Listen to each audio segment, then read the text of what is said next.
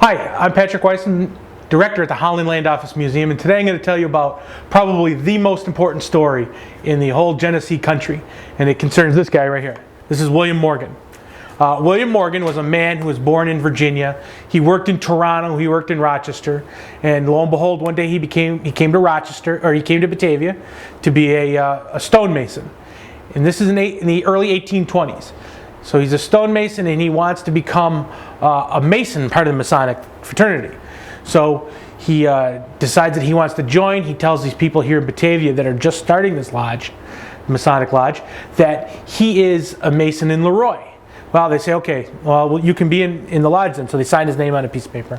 And then they check with the people in Leroy. They said, hey, is this William Morgan guy, is he one of your guys from your lodge here in Leroy? He goes, well, he came to a couple meetings, but he said he was a mason from Rochester, and we checked him out. He's not a mason at all. So what these Batavia Masons did, they took his name, they looked at it on the list, they crossed his name off.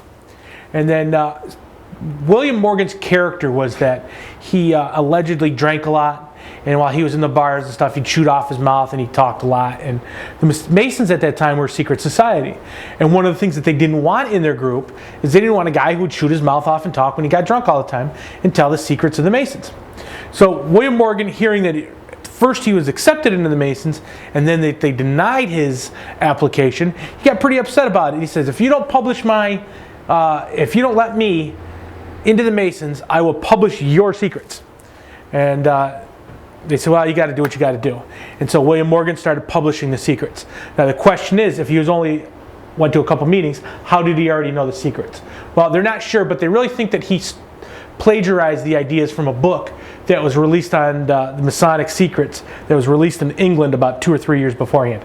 So William Morgan decides to publish these secrets.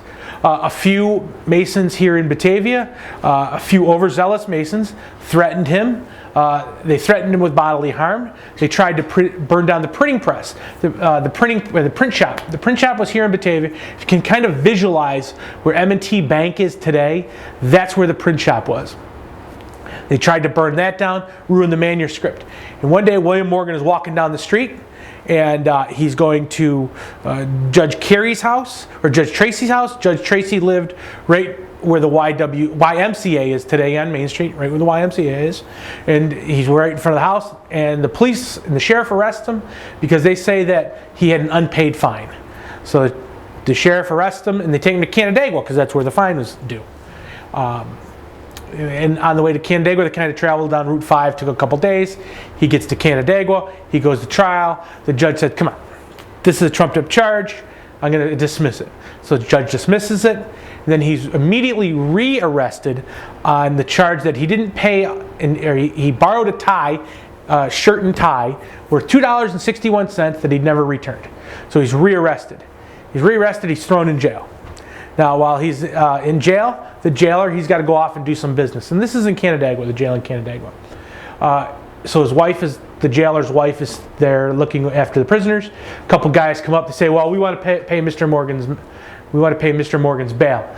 And the jailer's wife wasn't sure. She's like, well, why don't you wait till my husband gets back? They go, no, he's sitting in jail. We're just going to do you a favor, and you can get him out of there, and you can spend the weekend at home. And so the jailer's wife says, sure, go ahead. And William Morgan, his bail is paid. He walks out. A couple guys grab him. He yells out, murder, murder, murder. He yelled it 3 times. They throw him in the back of a carriage, and that's the last he's ever seen.